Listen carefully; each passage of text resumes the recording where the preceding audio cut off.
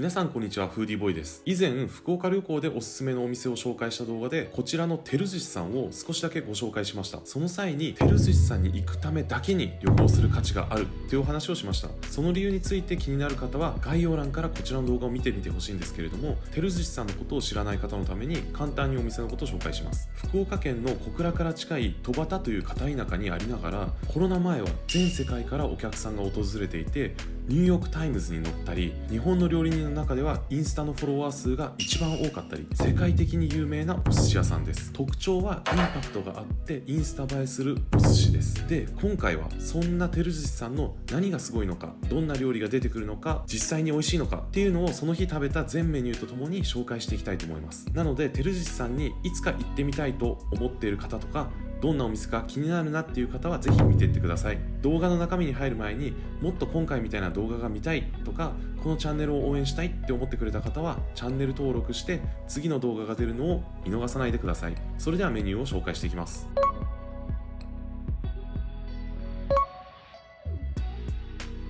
まずはつまみから出てくるんですけれども、最初からいきなりすごい贅沢なトロタク、ウニ、キャビアを使った巻物が出てきます。見ての通り高級食材が惜しみなく使われてます。よくキャビアって味がよくわからないぐらいちょこっとしか乗ってないっていうことよくあると思うんですけれども、これだけキャビアがたくさん入ってると塩気と旨味がちゃんと感じられます。またですね、ウニの甘みと対極的なのでお互いが際立つような味わいで相性がとてもいいです。次に牡蠣と赤ナマコが出てきます。牡蠣はめちゃくちゃクリーミーで磯臭さが全然ありません。生海苔と合わせて食べても心地いい磯の香りが少しして、これはこれで相性がいいですね。ナマコはコリコリと食感が良くって、柚子の皮が少しかかっています。この辺からすでに日本酒が欲しくなるような味わいになってます。次はですね、アワビとその肝ソースとウニが出てきます。なんとまたウニです。本当に贅沢ですね。正直これは別々で食べた方がそれぞれの美味しさが分かりやすいなと思いました。でも特に美味しかったのは肝ソースです。旨味のパンチが半端なくってめちゃくちゃ美味しかったですね。で、この肝ソースとパンチの強い赤酢のシャリがとてもよく合いました。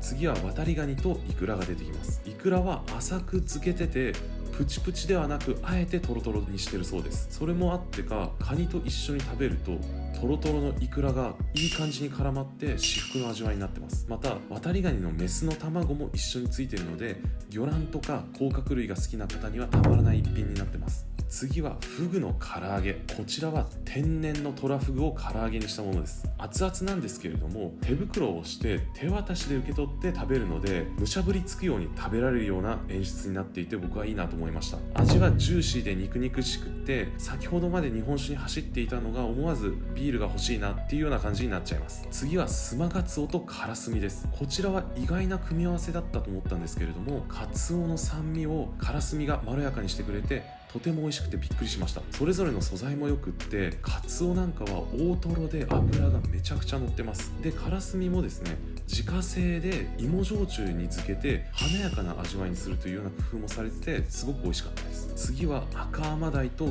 銀杏。アマダイは鱗をパリパリに焼いていて食感がとても良かったです。また焼き魚ってちょっとボソボソしがちだなっていうのよくあると思うんですけど、アマダイは焼いても水分がたくさんあって油もあるのでジューシーですごく美味しいです。しかしそのアマダイよりも脂が乗っててすごかったのはこちらのクエです。クエはしゃぶしゃぶと刺身の2通りで食べさせてくれました。まずはしゃぶしゃぶですけれども、こちらはスープもめちゃくちゃ美味しくてびっくりしました。クエで取った出汁としゃぶしゃぶした時に溶け出した油が濃厚で、今日の食事はこれが締めでもう終わりと言われても満足しちゃうんじゃないかなというぐらい美味しかったです。で、クエの身自体も油がもうプルップルで最高でした。これはこれで刺身では味わえない良さがあると思いました。その後はサワラと一緒にクエの刺身を食べました。サワラもクエもどちらも脂がすごく乗ってて旨味も濃厚でした。この時点でこれから出てくる寿司がすごく楽しみになりました。で、最後にうなぎのかば焼きが出てきて、おつまみはこれで終わりです。これもまた脂が乗っててすごくジューシーでした。これから握りを紹介していきます。最初はのどぐろ。こちらは皮ごと炙ってあって溶けかけたバターのように口の中で一瞬にして溶けます。溶けてなくなるんですけど、旨味の余韻が長く残ってて至福の味わいでした。次はサバ、通称バタフライと名付けているそうです。確かにこちらのサバは照寿司さんの名物で特殊な握り方をされています。ネタが大きくて分厚いから多分この握り方がいいっていうことなんだと思います。で、軽く筋目してあるんですけれども、酢が抑えめでとてもまろやかな味わいで僕はすごく好みでした。次はフグの白子。こちらは外側がプルップルしてるんですけれども、中はふわふわトロトロです。口の中で白子のリゾットが出来上がるみたいな感覚になります。しかも焼いてあるので香ばしさと白子の旨味の組み合わせがもうたまらなくて、お酒をどんどん誘ってくるような味わいです。次は赤貝と紐。こちらは通称エイリアンと名付けられているみたいです。宇宙人のことですね。で、この赤貝は昆布を食べて育ったらしく、確かに心地よい磯の香りが口いっぱいに広がります。しかも見ての通りめちゃくちゃ大きくて分厚い上に赤貝らしいコリコリした食感があるので、とても食べ応えがあります。貝が好きだったり江戸前寿司が好きっていう人にはたまりませんね。次は白甘鯛の昆布締め。白甘鯛は先ほどの赤甘鯛に比べるとより希少で高級なものです。赤甘鯛に比べて水っぽさが少なくなる上に弾力が増して脂がもっと乗ります。で、食べてみると甘い脂身の味わいがじゅわじゅわと噛めば噛むほど感じられてたまりません。次は平貝、通称シャキシャキ。こちらは大将がお寿司で一番好きなネタだそうです。食べてみると確かにシャキシャキとしてるんですが、それだけじゃなくって歯切れもすごくいいなと思いました。で、その食感だけじゃなくってすごく肉厚なので貝の甘みもすっごく感じられます。次は車エビ。こちらは僕の手が大きすぎて伝わりづらいかもしれませんが、めちゃくちゃ大きくて肉厚です。味わいはエビの甘さがめちゃくちゃあります。しかもまだ少し温かい状態で出されるのでホクホクとした食感です。で、これは僕が個人的に思うんですけれども、少し温かいぐらいの状態で出される方が甘みとかホクホクの食感とかがより引き立つかなと思って、こちらの照寿司さんはまさにそうですごいいいなと思いました。次はブリ。こちらは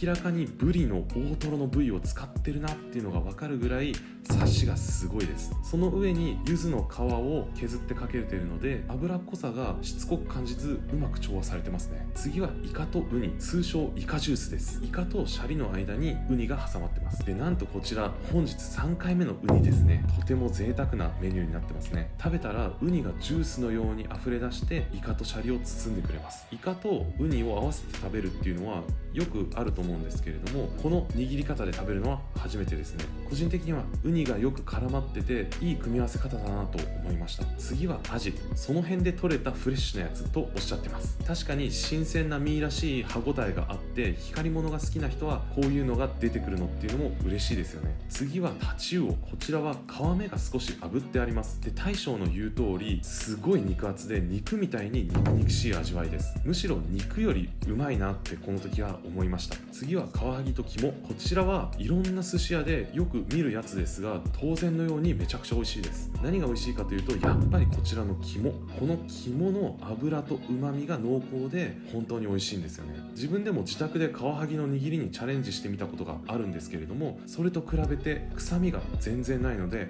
当たり前かもしれませんが改めてさすがだなと思いました。そして握りの最後はうなぎバーガー。これはもう照寿司さんの名物です。天然のうなぎを関西風にパリパリに焼いていてバーガーのようにシャリを挟んでさらにそれを海苔で包んでいます。なので食べた時に海苔も含めて香ばしさが何層にもなって襲ってきます。実際に食べた時の音をお聞きください。